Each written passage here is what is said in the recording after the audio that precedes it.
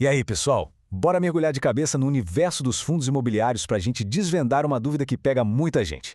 Qual é a real diferença entre um fundo de tijolo e um de papel? Entender isso não é só um detalhe, não. É a ferramenta principal para fugir de ciladas e investir com muito mais segurança. Vamos lá. Para começar, dá uma olhada nesses números. Um dividend yield de 35% ao ano? Outro com mais de 31%. Puxa, à primeira vista parece aquela oportunidade de ouro, né? É o tipo de retorno que faz qualquer um brilhar o olho. Mas é exatamente aqui que a história começa a ficar mais complexa. E isso nos traz direto para a grande pergunta desta nossa conversa. Um rendimento nas alturas é sempre a melhor escolha? A resposta sem rodeios é nem sempre. Existe uma coisa que a gente pode chamar de ilusão do dividend yield. E o nosso objetivo hoje é justamente entender o que se esconde por trás desses números tão chamativos. E para a gente desvendar essa ilusão, o primeiro passo, o mais importante, é entender que fundos imobiliários não são todos farinha do mesmo saco. Pelo contrário, eles se dividem em duas grandes famílias e cada uma tem uma lógica, um jeito de funcionar e riscos completamente diferentes. Vamos conhecer a primeira. A primeira grande família é a dos fundos de tijolo. E o nome já entrega tudo, né? A gente está falando de ativos físicos, concretos. A melhor forma de pensar neles é se imaginar como um proprietário, um locador de imóveis. Os fundos de tijolo, então, investem em imóveis de verdade. Pensa em galpões logísticos gigantes, prédios comerciais no centro da cidade, shoppings. A grana que entra vem de onde? Do aluguel que os inquilinos pagam. Ou seja, quando alguém compra uma cota, na prática, vira sócio de um portfólio de imóveis de verdade. E para analisar um fundo de tijolo, tem dois pontos que são essenciais, que não dá para ignorar. Primeiro, a localização. É igualzinho no mercado tradicional, né? Um imóvel bem localizado tem mais chance de valorizar e é muito mais fácil de alugar. E segundo, a vacância. Esse número mostra qual o pedaço do portfólio que está vazio, sem gerar renda. Quanto mais vacância, menos aluguel entrando no caixa. Simples assim. E isso nos leva a um exemplo prático bem legal. O HGLG11 é um gigante, um dos principais fundos de galpões logísticos do país. O fascinante de olhar para ele é ver a diversidade dentro de um mesmo fundo. Olha só, de um lado, um galpão novinho em Betim, feito sob medida para o Mercado Livre, com 0% de vacância. Do outro, lá em São José dos Campos, um ativo com quase 28% de área vaga. Isso mostra de um jeito muito claro como é importante analisar o portfólio inteiro. E qual o resultado dessa gestão toda? O HGLG11, que é um fundo considerado de altíssima qualidade, entrega um dividend yield de 8,41%. Percebe a diferença gigantesca para aqueles 35% que a gente viu no começo? Pois é, este é um rendimento que vem de aluguéis de ativos de primeira linha, um ponto de referência muito mais realista.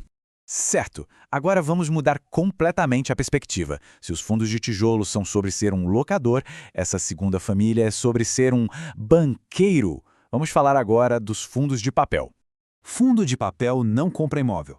Em vez disso, ele investe em títulos de dívida do setor imobiliário, os famosos CRIs. Pensa assim, ó, o fundo compra as dívidas de projetos imobiliários. A receita dele vem dos juros e da correção monetária pagos em cima dessa dívida. No fim das contas, o fundo atua como um financiador do mercado imobiliário.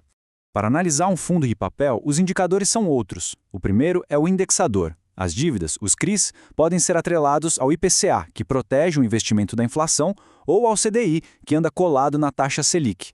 A escolha entre eles depende totalmente do momento da economia. Se a inflação está alta, um se dá bem. Se os juros estão altos, o outro é que grilha.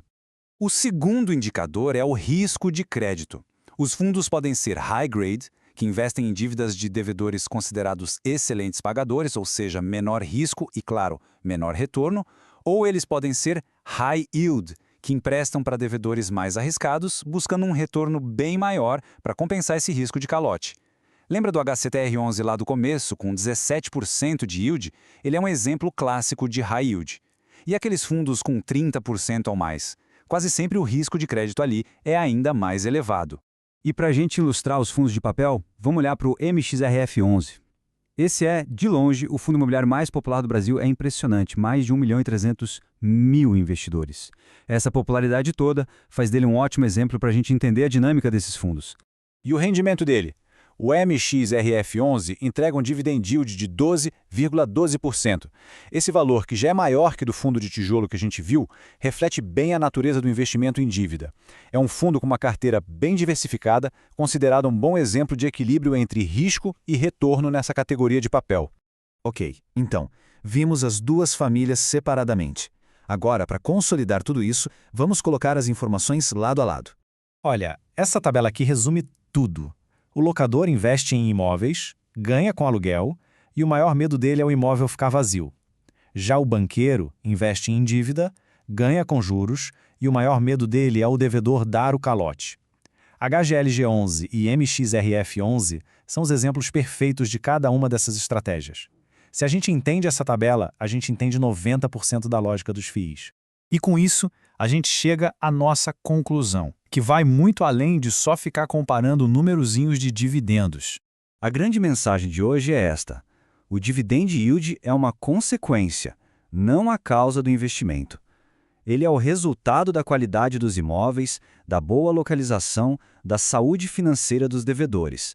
Sair correndo atrás do maior número sem entender o que está por trás dele é a receita para o desastre. Primeiro, a gente entende o ativo. O bom rendimento vem como resultado disso. E para fechar, fica aqui uma reflexão. Com essas ferramentas em mãos, sabendo a diferença entre pensar como um locador e pensar como um banqueiro, como é que a análise de um fundo imobiliário pode se tornar mais rica e mais segura? Agradeço a companhia e a gente se vê na próxima.